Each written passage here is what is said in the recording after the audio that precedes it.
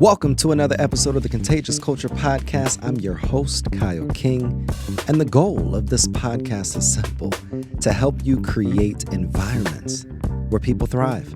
Through real conversations, practical strategies, and powerful stories, we equip leaders, educators, and change makers just like yourself to build cultures rooted in purpose, performance, and authenticity. Because culture isn't something you talk about, it's something you live. This is the Contagious Culture Podcast. Let's get started. Welcome back to another episode of the Contagious Culture Podcast. I am your host, Kyle King, and our co-host is here, Dan. And we have somebody phenomenal, literally phenomenal. Keynote speaker, workforce development leader, founder of The Human Algorithm, which is an absolutely amazing name, by the way. And she has been recognized as 2025 Woman Who Shapes the State in Alabama, and named one of the top 150 women in staffing. She has built her career at the intersection of talent, leadership, and inclusion. Cierra, how you doing? I am well, my friend. How are you? Look, I'm amazing. And every time I get on a call or see you post or just to engage with you, I really feel like it's this light that comes within me to really just want to go out here and do more and be able to accomplish more and be a better person. So I thank you for showing up, for continuing to show out online, continue to be a part of leading this work and advancing impact for so many others. And I guess to get us started, who are you? Like outside of titles, outside of the woman who shapes the state and all of these great things that you're doing, like who are you? Well, I am a woman that just absolutely loves people. So when you said that about the energy, I get that same exchange of energy from you as well, because when you're around people that really truly value that human connection and relationship, it's very energetic. So I am a woman that loves people, but I most importantly love the differences that we all bring to the table. And I think that is something that has grounded me from very, very early on, growing up in Southern California in my early years and being in that melting pot and that mecca of culture. I mean, I just remember going and playing in the backyard and smelling the curry from our neighbors that were Indian and the Oriental restaurant down the street and just all the different flavors. And then those flavors melted into the friends that I had and my family and my cousins and all the people that I hung out with. So I think that built Cierra from day one as to someone that just really loves people and culture. And so that is why you get this big, expansive personality that you have before you today that just is a big ball of energy all the time because I just really do love people. You know, one of the things is interesting is this idea of culture. Mm-hmm. Like we use it so vividly. I read a book called Culture is the Code or the Culture Code. And obviously we've written a book, Contagious Culture, and we have the Contagious Culture Conference coming up as the Contagious Culture Podcast. Everyone would define culture completely differently. Mm-hmm. How would you define culture? And what do we need to be doing in organizations as organizational leaders to better foster, lead, and create opportunities where people feel not only invited into this culture, but actually empowered to contribute to the culture? I have always felt that in an organization, if an organization is a body, a whole human, that culture is the heartbeat. Without that, you have no life in your organization. It pumps the blood through your organization. It keeps everybody steady. So for me, culture is probably the most important thing in an organization. You can have bad benefits. You can maybe even have low pay in your organization. But if the culture is good, a lot of people are going to stay and it's going to help you on your retention side. So culture is everything. It is everything. And not even just in organizations, it's everything in life. Like if we look at life as a whole and the influences that are around us and surround us every single day, that's all built from culture, from different cultures, especially here in America where that culture is just melted into one beautiful blended piece of architecture and the world that we have around us. So culture is definitely the heartbeat and it's so important. I think it's more important than people really realize, even though we've been talking about culture for what now, about 15, 20 years. People still don't get it. Cierra, I'm curious. Something I've really been interested in lately is character. Mm. and high character people, high character actions, low character. I'm curious if you could give us a little bit of a tidbit about when you're looking at the overall makeup of character, right? Everyone thinks, okay, well, leaders are the makers of character, the holders of character, of culture. Could you tell us a little bit about what are some of the factors when you're working with entities? Are there characteristics that you're looking to help build and grow in leaders, in teams? What are some of those pieces that are really paramount to your work? That is a good question. So for me, character is so important, because it's what you use to build trust in a relationship off of. So for me, in an organization, if especially having a background in HR, right? So I'm all about compliance. And compliance in an organization tells you a lot about the character of that organization, right? I have worked on some projects that have been sketchy, for a lack of better terms, but that let me know that your company, your foundation, it lacked character. If you're willing to not follow processes and procedures that are there to safeguard your people, if you are not a leader that is bound by your word, if you say one thing but then you totally lead your organization in another way, that's all a part of being in your character. So I have turned down organizations and turned down working with organizations because their character was flawed.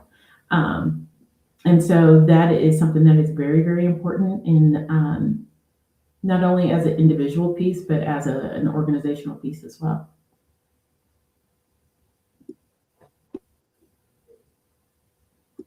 Thank you for that. I hope I answered your question. You did. Character is right. It's on a cultural level. It's on an individual level, right? And I always, I think in our work and the way that Kyle and I look at situations and nonprofits that we work with, whether in the Growth Alliance and businesses that we're looking at that align with us for this conference as well, and speakers, breakout, and keynote speakers. We're always looking at not only do individuals have specific characteristics, not only do organizations, businesses, and entities have characteristics, but kind of playing on that, could you share with us maybe two or three of the most important characteristics that you're looking for in the work that you're doing for, we'll just say leaders right now? I'm also a little bit curious about, people say to lead from where you are, right? So it's not always the leaders that are the culture carriers, right? Mhm. So I'm kind of curious, maybe what are you looking for in terms of those high character traits in leaders, and then maybe also in team members and contributors? Like, what Mhm. does that look like on your side? Because people always think, well, I can't contribute to character if I'm working in the trenches, if I'm doing this or that. What does that look like when you're assessing things too? Absolutely. So leadership is evident at every level of the organization. So I'm glad you brought that up about people that might be in middle management or just starting off in their careers. There's always an opportunity to lead and be a leader. And that is why I decided to start my work with the human algorithm, because that adaptability, connection, and empathy are the characteristics that I think are so important in leaders. Um, Empathy is just being able to see your people where they are. So I know with me working on projects with sometimes 3,000 people, in an automotive manufacturing setting, there was a lot of different people that were going through different phases in life. There were times when I might have to go and pick up a teammate to bring them to work because I know that they're struggling at home. I know that they do not have reliable transportation. There was one teammate that I took medicine to their kid because I knew she didn't have any money. She just started working and her kid was at home sick and she was calling me crying, like, what am I supposed to do? So having empathy, and that just simply means being able to see the human behind the title, behind the role, behind that job description. And I think that that is where a lot of our leaders are lacking. And we're so tied to metrics and so tied to technology that we are forgetting the people that are driving those in our industries. So being able to see the person where they are, number one is empathy. And then that connection to people is something that carries a lot of weight. Being able to connect with your people, and whether that's a leader on the front line on an automotive process or the leader of our nation, which we'll talk about that later. So being able to lead from empathy and being able to really connect with people is just so important. And then that adaptability piece is just being able to change with the ebbs and flows, because the person that you see today may not be the person that shows up to work tomorrow because something catastrophic happened overnight, So being able to adapt to situations, but always keeping the human at the center and at the focus of that. I love those three pillars of empathy, adaptability, and connection. And I think it's important to really be able to highlight what this looks like in practice. So let's say it's day one and you walk into an organization and there is a lacking there of empathy. There's an attitude or a culture where it's not agile or flexible nor adaptable. And connection across teams, connection in regards to communication is also lacking and non-existent. Where do you begin? Is it empathy first and then adaptability and then connection? Or like, how would you prioritize the three pillars? But then also, what are specific action steps that a leader listening in right now could be able to implement so that they can improve in those three areas? It depends on the situation, but sometimes you have to start with the adaptability piece. I feel like that is probably the simplest of the three pillars. And being able to look across your organization and see the inefficiencies and be able to adapt moving forward. So because I can adapt, I know that, okay, I was not the best leader for this person in this particular situation on my team. Let me recenter, focus, and then come back to that person and really try to be empathetic and connect. If it's an opportunity to connect organizations, I just did a session with a large organization on benchmark best practices. And I noticed a gap in communication, because communication is pretty much the core of everything. Where they were getting exit interview information from one department, but the department was not sharing it with the other parts of the organization. And so I'm like, well, what are you doing with this exit interview information? How are you able to make these changes or see where you might have some flaws in some organizations? And they're like, oh, we never see the exit interview information. So you're just getting the information and just not doing anything with it, is what you're saying.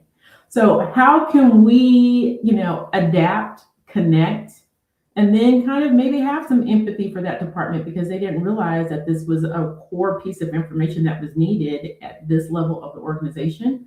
So being able to kind of see outside of your job realm and your role in the organization and kind of be able to see the bigger picture. No, I love that. And one of my mentors years ago said leadership is about not just a title, but it's about taking ownership. And owning the various aspects of responsibilities or projects or team development that the organization needs to really move the needle or hit the goal or hit the target or whatever the case may be. And, someone like yourself, you've seen a lot of leaders, you've seen a lot of challenges organizationally as well, but you've probably witnessed a lot of philosophies or belief systems that have changed. So what is one belief about leadership that you've changed your mind about over time, and why? I worked for an organization that loved a good leadership book. And I quickly realized that leadership is not just in a book. Yes, you can gain knowledge, you can gain some best practices and some things that can help you tweak your leadership, but just the book itself and living by that book and talking about that book all the time does not make you a leader. So for me, developing your own leadership style is key. I can't be the leader that you are. You have your own leadership style. So there's this whole copy and paste mentality that if I am looking at this particular leader or I get this book of insight from Maxwell Leadership, then I'm going to be the best leader in the world. And it really doesn't, it's not that simple. It is a process. It's something that is always evolving. You're continuing to learn and adapt and kind of take leadership nuggets from other leaders, but still my leadership is very, very much Cierra. And it is derived from the experiences that I have had. I have taken notes from some bad leaders that I have had over my career, and some things that I don't want to do as a leader. But then I've had some great leaders that have instilled some things into me that I have held on to and put into my leadership practice. But most importantly, I have had to have the one-on-one come to Jesus meeting with myself to decide, what type of leader do I want to be? And that's not something that's necessarily in a book. And it's not something that I can just copy and paste from someone else. So that leadership journey is a very intimate journey. And I think people kind of lose focus on that. Cierra, you mentioned your leadership journey.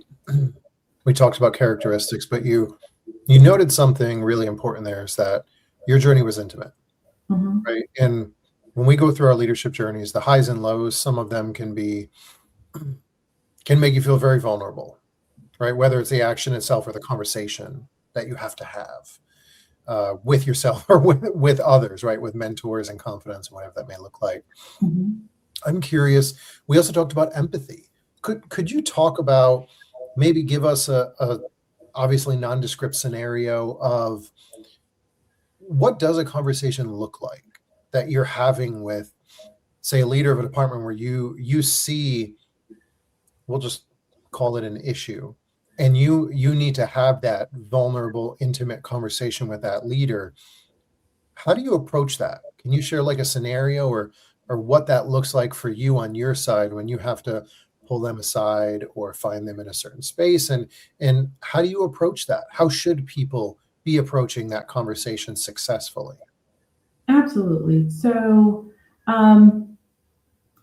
I first go into any situationship, is what we're going to call it, and kind of pre-game the conversation in my mind before I just go blindly into it, right? I like to work through some different scenarios. I can be a very direct person, and that is something that can either be a good flaw or a bad flaw for me. So making sure that I am conscious of my tone, the sensitivity of the situation before I go in, and just giving myself those few minutes just to reflect on how I want the conversation to go in my mind. Now, paperclip that, because it does not always go the way that we pregame, okay? But when I address the situation, I always start with, hey, John, there is something that I need to talk to you about, and it's kind of sensitive, but I just want us to just exchange some dialogue. This is just a conversation between the two of us so that we can figure out what's going to be the best way to resolve the issue, right? So I'm going in letting them know I'm not coming here to belittle you. I am not coming here to tell you everything that you've done wrong. This is an issue. We do need to have a discussion, but I'm framing the conversation to let them know that I want this to be just a conversation, okay? And so once you address that issue and you start exchanging the dialogue, I like to listen first. And that is hard because my fiance can tell you that I don't always do that at home, okay? But in the workplace, I do try to listen first. So, I let them know this is the concern. Please explain to me your side of it so that I can get a holistic view of what's happening. And just sit there and listen. That could take 5 minutes. It could take 15 minutes. Just sit there and listen. And it is hard. It is so hard not to interject. But I usually have a piece of paper, and I also let them know in the very, very beginning, I am taking notes because I can't remember anything, okay? And so as you're talking, there's going to be things I want to ask you about.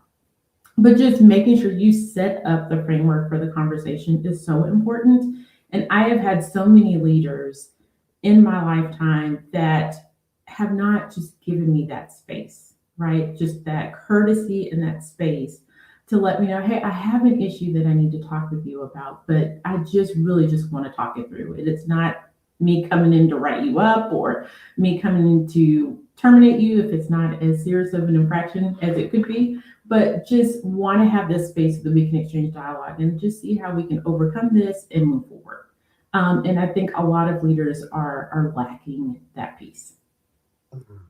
You know, I don't think I missed it, but one of the trends that I see on TikTok sometimes is about millennial managers, right? We talked about empathy and the kind of the irony of it is like they're a manager, but the whole point is like millennials have been through all of these different stages of life in like 7 to 10 years versus a whole lifetime. So I'm curious, could you talk to us about, and I'm thinking about when you talked about it, I think car manufacturing plant you had mentioned specifically.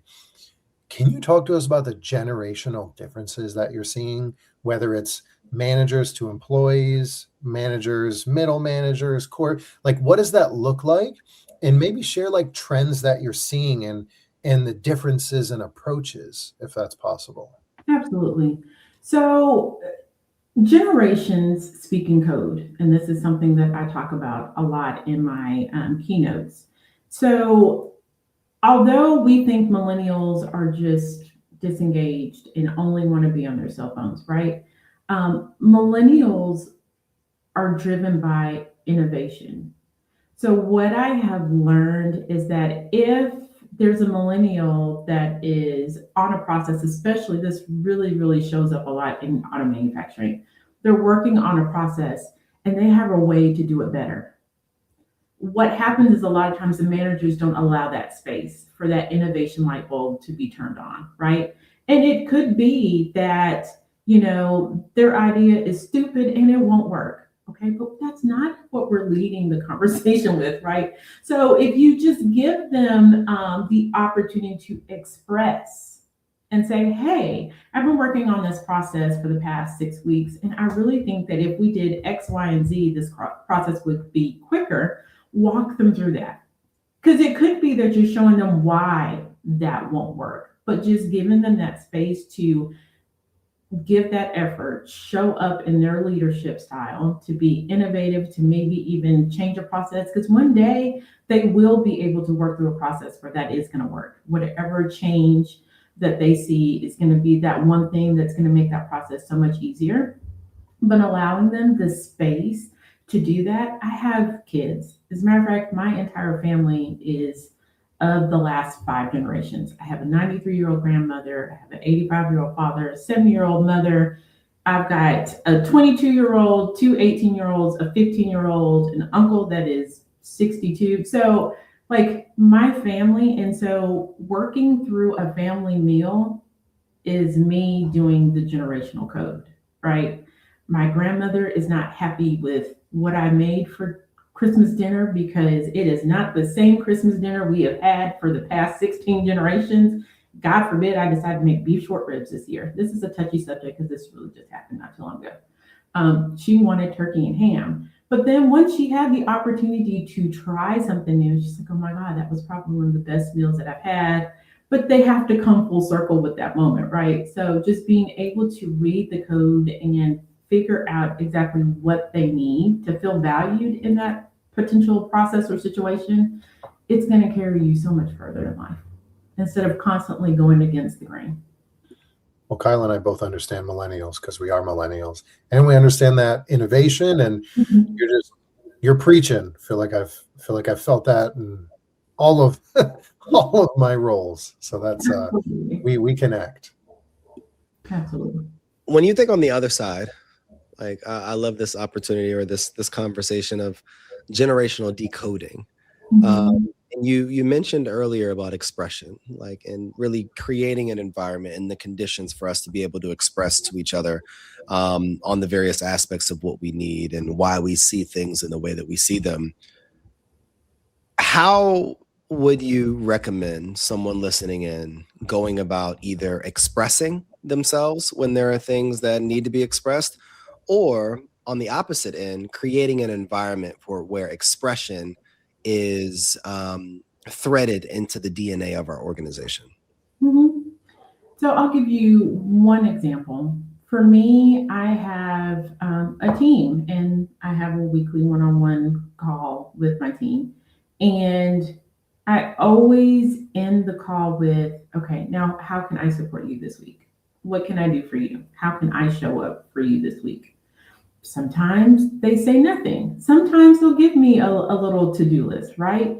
But just having the opportunity, I know when I had, and that's one of those leadership things that I took from another leader, right? And added it to my leadership style.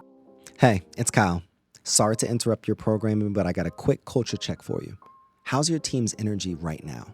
I mean, literally, right now. Are people feeling inspired? Or are they just showing up? See, here's the truth. Culture doesn't change because we talk about it. It changes because we live it actively every single day. And that's what I help organizations do. Build contagious cultures that people actually want to be a part of. Through keynote talks, interactive trainings, and hands-on consulting, I help leaders transform the way their teams connect, perform, and grow.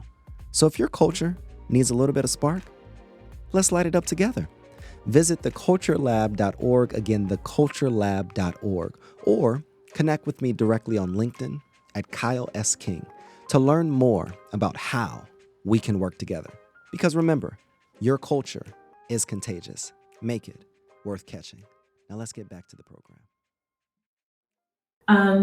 I had one leader once before be like, okay, I know you're overwhelmed. You've got a lot on your plate. What can I do for you? Like, give me one thing or more, but at least one thing that I can do to take something off your plate.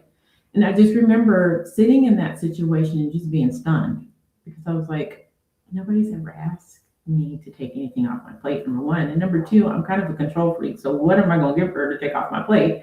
But after I went through that whole mind exercise, that was something I was like, that helped me to know that she sees the work that I'm doing. She knows that I am overwhelmed and she sees me as that human that cannot sit here and juggle all the things that I'm trying to juggle without something falling.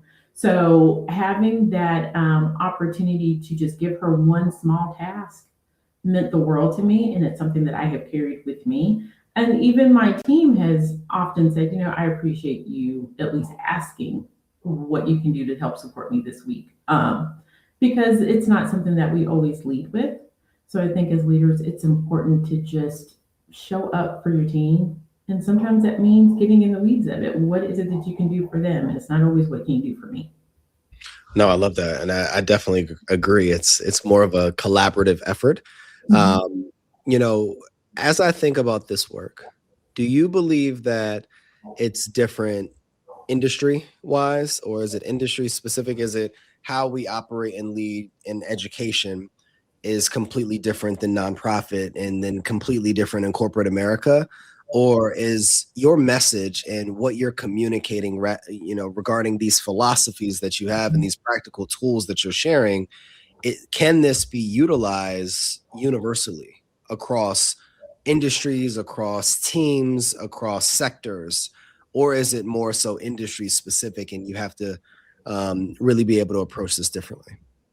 No, I think this leadership process is definitely universal. And I say that because throughout my lifetime, I have worked in several different industries, and even now I'm working in nonprofit. And I think those same leadership skills, those same character skills, they go across every organization, no matter what industry. And I think that is something that people think that they have to change every time they go into a different situation, a different room, a different industry. But leadership is leadership. So it's probably one of the most universal things that we're ever going to be able to do, because my leadership is who I am. What it's not universal to is probably the different cultures in those organizations. Your leadership probably would work well in that organization, but the culture is not aligned to your leadership style. And I think that is the drift in the tide with a lot of people. They think that they need to change their leaderships to fit in this organization, but it's just that the culture is not a fit for your leadership. So you mentioned alignment.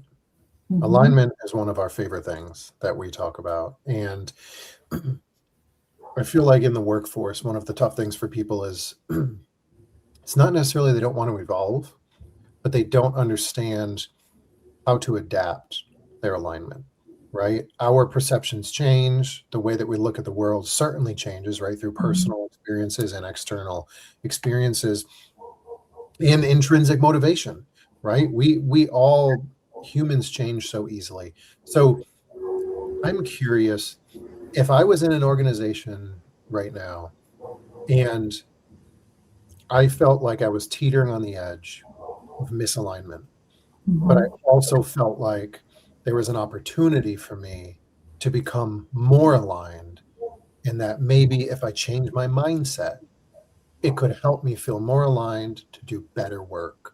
What would you tell me when I'm having that internal battle of, do I need to feel more aligned, or is my gut telling me that there's a misalignment and maybe it's time for me to shift my focus, the work that I'm doing, the job that I'm at? How would you approach that situation for me? So I'm going to share a personal story. I worked for an organization for about 3, almost 4 years when I just felt like I was stuck. Um, I was burnout. I wasn't as engaged. I just was going through the motions. I was showing up every day physically, but my mind was definitely not there. Um, and so it came time for my review, and we started talking. And I was like, this is what I want to do. And I gave them a plan of this role that did not exist in the organization, and um, thought that this was going to be great. And I ended up getting that role. I got the promotion, I got the role, ended up working at the corporate office. And I did that for another 2 years. But then I remember this quote that said, get comfortable with being uncomfortable. And I really realized that I was still feeling the same way. It just had a new, pretty shiny title, a new business card, and a little bit more money. But I still wasn't happy.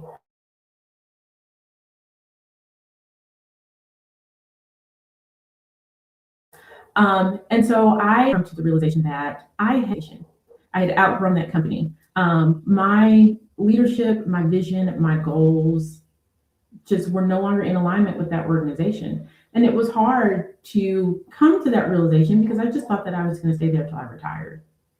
I just thought that that was just going to be the company that I stayed with forever. And so there comes a time when the rubber is going to meet the road, and you have to decide, if I stay with this company, what does that look like for me? What would make me happy if I stayed with this organization? Or is it time for me to move on to another organization? And I think that that's probably one of the hardest things that we all struggle with in career-wise when it's time to move on. I love this concept of moving on, right? And I find that we've probably all experienced, everyone listening, where we're in a space where we may even be making strides, we may even be successful, we may be recognized, but there's a lack of alignment, or maybe we just don't necessarily fit within the culture, or maybe we're leading in a direction that where the organization is going, we don't see us fitting within that organization, and that evolution is important within organizations. Mm-hmm. And it gets me to this question that I'd love to learn, like, where are you moving? Like, what needles are you trying to move forward? What initiatives are you continuing to lead? And what would you say at this stage of your career that you're just so passionate about really being able to lead, create, and innovate? Absolutely. So for me, I have one foot in toe dipping in 2 buckets of water, as my grandmother would say. So on the nonprofit side, the work that I do with Next Stop Veterans is something that was more in alignment when I had that coaches meeting before I left that last company, with where I wanted to go. And that was more towards workforce development across the state. And so working with the veterans allows me to not only work on a passion, which I've always been passionate from veterans. I'm a daughter of veterans. I'm about to marry a 22-year retired Marine. So veterans are part of my core. But I'm also developing this veteran network across the state, really helping Alabama develop a solid talent pipeline that's going to help us as we continue to grow in industry, especially here in Huntsville, Alabama, where we are booming. Um, but then there's also still that part of me that loves to work with organizations in leadership development and that piece. So that's where the human algorithm comes in, where I'm still able to feed that other piece of my soul that needs to be fed, and making sure that I'm helping organizations to lead and have great culture and really be solid, great organizations for the talent pipeline that they are gaining. So I feel like at this phase in my life, as I'm about to embark on 45 years old, I have found a balance, because there's no such thing as work-life balance, and I am not saying that because that's a word that we do not say in this house. But I have created a balance for me that feeds both of my passions, because I have two things that drive me every single day. And because I'm able to work in both of those spaces, I am happy and whole. That may not be for everybody. That is what makes Sierra happy when she wakes up on a Tuesday after a long holiday and kind of still wishes I had one more day off. But that's what brings me happiness, being able to do both. And in my past life, in the industry that I was working in before, they wanted all of me or nothing at all. They wanted every piece of my fiber and being devoted to that company and that organization. And I just was not happy. So once I had the come to Jesus meeting with myself and did my whole alignment worksheet, which I can share with you later, it's a thing. I found what I was missing and what that balance looked like for me. Somebody's listening in right now, Sierra, and they're wondering what's next. They're wondering, what do I do now? Like, she has shared phenomenal information. She's given tools, she's given examples, given real life testimonials and her experience. What now? If you had 60 seconds to really share that message on the what now for anybody listening, what would you say? You're gonna laugh. I would take my experience and my resume, put it into Chat GPT, and literally say, "Tell me what I need to do next," because I used that to kind of figure out. I didn't know what the title of what I wanted to be was. And I was really, really struggling with that. I knew I didn't want to do HR. I knew I didn't want to just do talent acquisition. I knew I wanted to do something in workforce development, but there weren't any roles or titles that I could just put into LinkedIn that were going to tell me, okay, this is a job I need to apply for. So I took what my dream job was and the goals that I had for me, plus the experience that I already had, put it in ChatGPT, and literally gave the prompt of, take a look at my experience and where I want to go next, and give me 10 roles that you think I can do today. And it spit out a list. And so then from there on, I went down this entire probably 2-hour rabbit hole, because I had the time that day, to really just kind of define what my passion was and what my purpose was. But going through that exercise with ChatGPT really helped me to put it into focus. And so that's where I landed on, hey, here's this opportunity with Next Stop Vets for me to be able to work on workforce development across the state, but also work with the veterans. And then they allow me the flexibility to be able to work on my passion outside of that. So I use ChatGPT. Look, I appreciate this transparency. You know, I'm here for it. And I think a lot of times we, you know, when you think of these AI platforms, it's only as good as the prompter. And you knew what you were looking for. You knew at least the first few steps, and then you leverage that tool to be able to move you forward and not use the tool as a replacement of your critical thinking and your ability to understand your vision, but as a resource for you to be able to do so. What's next for you? Like, what is an initiative that we can support? What is something that our listeners can be able to engage with? And how can we continue to shower you with the flowers that you continue to deserve? Well, thank you for asking me what I need. Thank you so much. You learned already.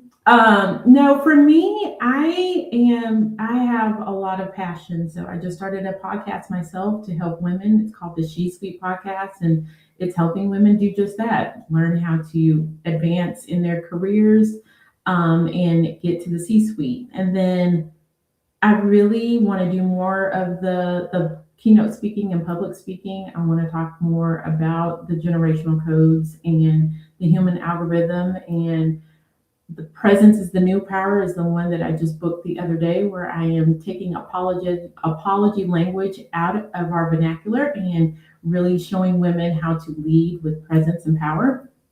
So I have a whole notebook full of ideas and things that I want to do. So Sierra's not done having her hands in 30,000 different things. There's always going to be a long list of things I want to do, but really just want to make sure that I am doing what I am called to do, which is just helping people be better leaders.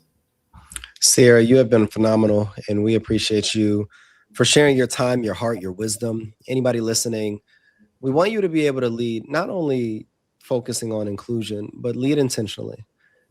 Understand what you need, who you are, and where you're going, and identify an organization and either be the culture carrier and create the culture that you wish to be able to lead, or identify an organization that supports, that embodies, and that celebrates who you already are, because you are enough. Cierra, where can we find you? How can we continue to engage with you online? And where can people follow, subscribe, and purchase the various products that you have? Absolutely. You can always find me on LinkedIn, Cierra Johnson Belser. I am there multiple times a day.